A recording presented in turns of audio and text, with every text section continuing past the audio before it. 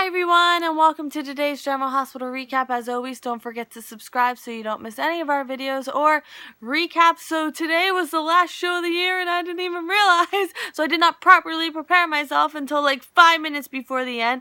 But I have my nice New Year's filter going on, and let's get right to it. But first, I have one thing I want to address. So my whole Winston, Raj, what's going on? I was hearing the last name Raj as like Raj, which is why I was so confused. So I realized that because someone commented below and I'm like, oh, yep, that sounds like something I would do. So, yeah, ignore all that ridiculousness in the last video where I'm like, what's going on? Because now everyone else knew what was going on but me. So, what are you going to do? And let's get right to today's now that I've thoroughly explained myself. So at the New Year's Eve party, Curtis approaches Jordan and she's like, hey, new year, new us. Let's bury the hatchet and all that. And then Jordan talks about the new DA wanting to solidify the case against Sonny, and she's acquired funding so they can, she can hire Curtis. And he's like, yeah, that sounds not great at all. So Nina approaches Valentine. She tells Valentine that Lulu is intent on getting Charlotte full-time. Not new news. He says his lawyers have told him to prepare for a fight. He's single, he travels a lot, and he doesn't have a support system, so it's very likely he could lose Charlotte. And she says that she's his support system, and then they're going to head off to Maxie and Nathan's wedding. And back to Curtis and Jordan real fast. Jordan's like, what, would you rather work for Jason? Like, what's going on? And he's like, yeah, I kind of would rather work with Jason. And if I found something that would exonerate Sonny, you'd probably bury it anyway because you want to put Sonny away. So I'm fine where I am. Like, what? It's not like you're going to put me back on the force. So what am I working towards? On the bus.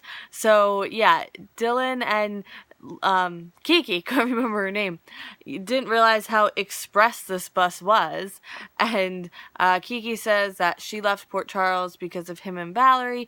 She couldn't stand the thought of seeing the two of them together, but like comes up in conversation. She's not saying it as a yeah, she couldn't stand the thought of seeing the two of them together, but she admires Valerie. Like, she doesn't cut her down at all. She's like, she's tough. She's a police officer. She's this, she's that. So that was like a really nice take on it, because usually it's the other way around. And he says, like, it's not what she thinks. And she says, it's fine. No, seriously, you're moving on and that's fine. It's what I should be doing. And he's like, no. We're just friends. That's it. And all they did that wonderful night was talk about their breakups and relationships. That's all. So she's the reason that Dylan left Port Charles too. And there's more of them. I don't even know what I was writing. But the two of them, like, they're really having a good conversation now that they're forced to like sit together and address their issues. So she says just because she said it was hard for her to be with him doesn't mean that she doesn't want to be with him, and they can toast to fate because she got a bottle of something. Is it wine? Is it champagne? It looks kind of like wine, or maybe it's like sparkling cider because they're on a bus, and I don't think you can exactly bring a bottle of wine on a bus.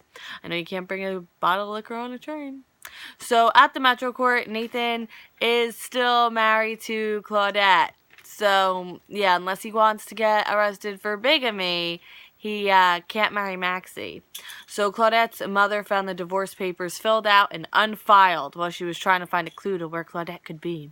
So Maxie is out of the shower. She's cold, she's wet, and Maxie's out, like, passed out.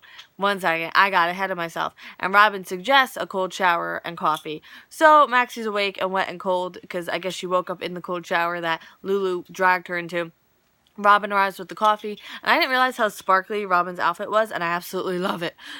I always address the sparkly, so I just had to. So Maxie sneezes and spills a whole cup of coffee on her wedding dress. So, yeah, not going exactly the way she wanted it to. So Robin thinks Maxie may have the flu, and then Maxie finds out that Georgie, Ellie, and Spinelli's plane was grounded in Chicago, so they're stranded there, and Robin's like, look, as a doctor, you have to postpone. I would tell any of my patients just postpone, so you gotta postpone. You're too sick, and this is just not how you want to get married anyway. So Nathan and Dante come in. He sees how sick she is, and she says she can't marry him tonight, and he has more bad news for her. And, this is exactly what she's going to want to hear, right? So she tells him all her nightmares first, the dress, the plane, all that, and then he tells her his news, and the look on her face, my goodness. It was pure Maxie.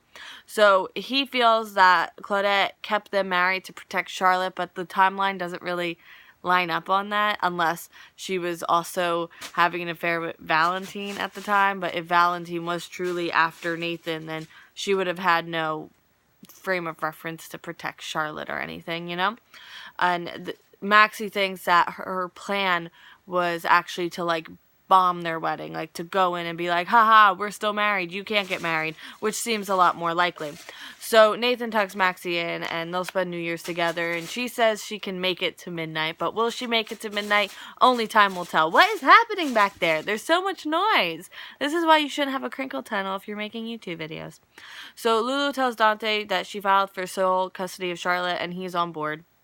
She realizes she should have consulted him first, but she was afraid that he would tell her to be reasonable and do what her mother's saying to do, and that's why she went ahead. But he's cool with it, and he seems to really be on board.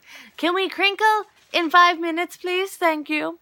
So at the church, Lucy Coe is practicing her presiding over the wedding because she's the one who was going to marry them, and Sam and Jason walk in, and it's really cute because Lucy's at the tail end of you may now kiss the bride, and then Sam and Jason kiss, and it's just kind of really adorable. And Jason lights a candle for Morgan, and they talk about Rudge. Yeah, I got it now. I hear it. I hear it now. And Jace, where am I? Oh, and Alexis's possible connection to this, which I can't wait. That's just going to be a bundle of fun. So Robin arrives, talks with Jason and Sam, and she says there isn't going to be a wedding. Maxie has the flu, and she needs a sign in case anyone, she doesn't get to tell, everyone who's invited, because she's, making the rounds now to all the, important people. And Lucy's going to make the sign. So Sam and Jason ask her to go to the Metro Court. She says, sure, she just needs to see someone first. So then Nina and Valentine arrive, and it's empty. And Lucy comes in and tells them that the wedding has been postponed. And, LOL, Nina wasn't called, even though she's the sister of the groom. How embarrassing. So Nina asks Valentine to marry her, and they'll fight for Charlotte together. And, you need a license or something. And, okay, I'm going to say it because it's been festering, and I feel like it's been addressed a little bit, but let me just say it. I pretty much lost all my sympathy and compassion for Nina when it comes to this, she can't have a kid thing. Because, I'm sure it's there, buried deep, and when the time comes, it'll come back. But, Nina's officially crossed over into the characters I don't like right now list. And she's very, very close, if not in Ava territory, which, for me, that's pretty bad. It just... The thing that I can't get over, the thing that gets me, and I know I said this yesterday, but the thing that gets me is how she was willing to say, oh, look, everyone's so horrible for trying to take a child away from their parent, trying to take Charlotte away from Valentine. Who would take a child away from their parent? Yet now she's doing the exact same thing, either for selfishness, because she wants to be Charlotte's, or no, that's it. She wants so deeply to be this little girl's mother that she's going to keep her away from her biological mother. The woman who's never even had a chance to know her because her daughter's been kept from her. Lulu's the one that Nina should be having all this compassion for, but no, she's just blinded, and it's just, that's what I'm stuck on. Okay, that's my mindset right now. In any event, so the pastor comes in because he's going to be closing up, and they tell him they want to get married, and he, right now, and he's like, well, you need a license, and Valentine says that won't be a problem, it'll be here within the hour, I called the judge, and, there's supposed to be a 3-day waiting period, but apparently it's been waived because you're Valentine, and life doesn't matter anymore, and, they're actually getting married, and they use, okay, this part was If it was anyone else, I would say it was really cute, so I'm just going to say it's really cute. There's like little strings tied onto the decorations or something, and they're using the little strings as their rings, and it's adorable, but like, I'm still angry. Okay, so at Nell's, Bobby has a Nell on the spot about why her pill was in Sunny's room. And she does say it's her medication and she dropped it. And Bobby's not buying her story. And she's like, no, I tried to open it and just they went everywhere and I must have missed it. And it was back in like November. And Bobby's like, it would still be there. Like, Sunny is a full-time housekeeper, but it would still be there from November. Really? So then Nell tries to turn it on her. It's like, why are you always going after me? And Bobby's like, and they just kind of go back and forth on that. And then Bobby wants to know about her and Michael, and she says they're just friends, and Bobby's like, good. And then she's like, you know, I'm a Spencer, and I know you don't know what that means, but basically, I won't let anyone hurt my family. And that was, like, a really bad thing to say, because as soon as Bobby leaves, Nell runs to her phone, and she texts Michael and says she wants to spend New Year's Eve with him, and, you know, she's reconsidered. My bangs were looking really good, and I touched them, and look what happened. Horrible. What is this? I don't even know. So, at Sunny's, Sunny wants Carly to stay for New Year's. They reminisce about the past, you know, when he was in the wheelchair, all the hope they had, when his leg moved for the first time.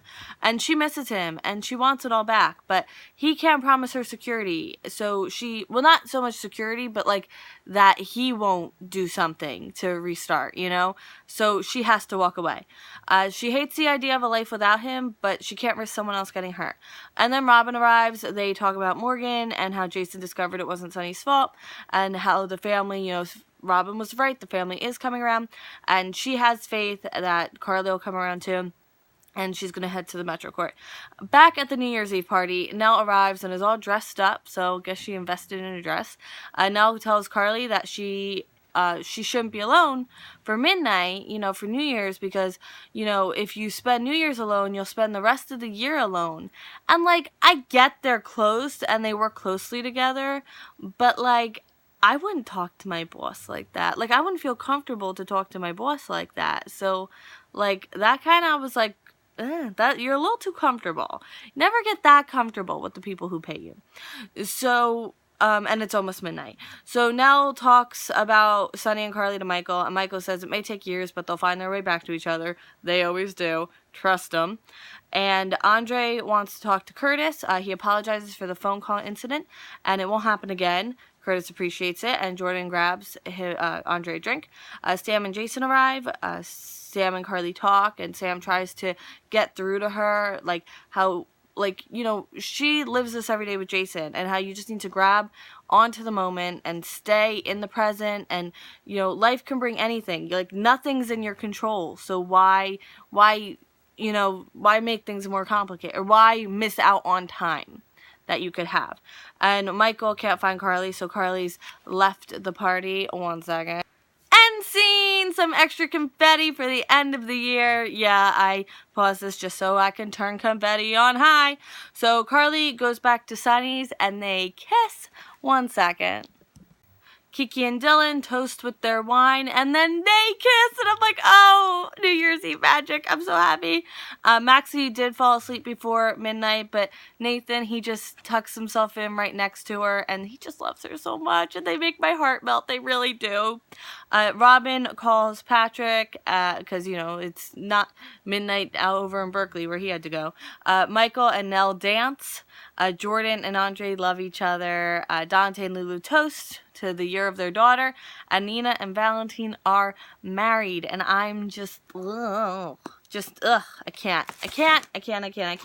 But one of my predictions came true kind of a little early. I couldn't fit it on, well, it's in the corner here, that there would be magic for Kiki and Dylan.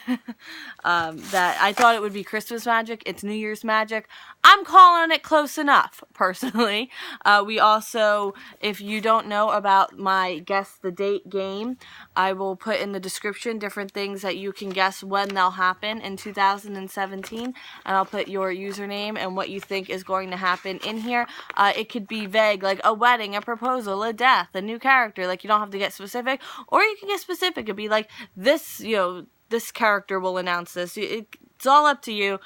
We do have a few in here that Rock Music Love 25, longtime viewer, love you, said a secret will be revealed on January 15th, so we got that in there. My mom has a few that I didn't put in here yet, but I will get back to you on Tuesday on that. She said something about March. I think that Charlotte's custody would all be figured out in March, but I'll get those in here, so check the description for, different suggestions, but you don't have to go by those. You can anything you want. The world is your oyster. Go for it anytime you want. There's no, and more than one. Like, you can do as much as you want. Just the world is your oyster, okay?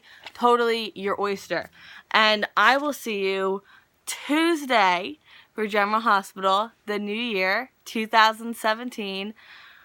Ooh, it's going to be a big year, and off topic of General Hospital, a lot's going to be happening this year. This is kind of a do or die year for me in one very specific way, and I'll be able to talk about it a lot more after it's resolved.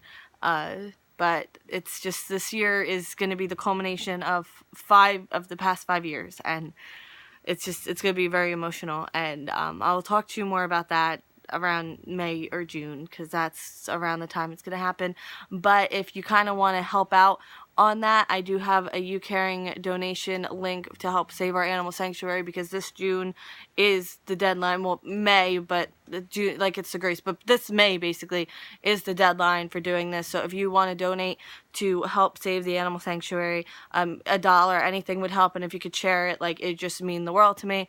And I'll be probably talking about it a lot more next year too, because it's, again, just this is it. This is the home stretch. Doesn't get any closer than this. But now I've rambled on too much.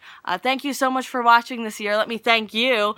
Another year of General Hospital. We started this in 2011, and it's gonna be 2007. I can't believe I've been doing this. It's gonna be 6 years, and wow, I just want to thank you for being on another year of the We Shouldn't Sing journey, and just thank you so much, and I will see you next year. But actually, in the interim, Cassie's still doing Vlogcember, and I'm going to try to get up some stuff that I've been meaning to, Montana videos, so hopefully that'll go up in the next 2 days, while, everything's on repeats, something to watch. But again, thank you so much, and I will see you next year for more General Hospital. Have a great New Year's. Bye.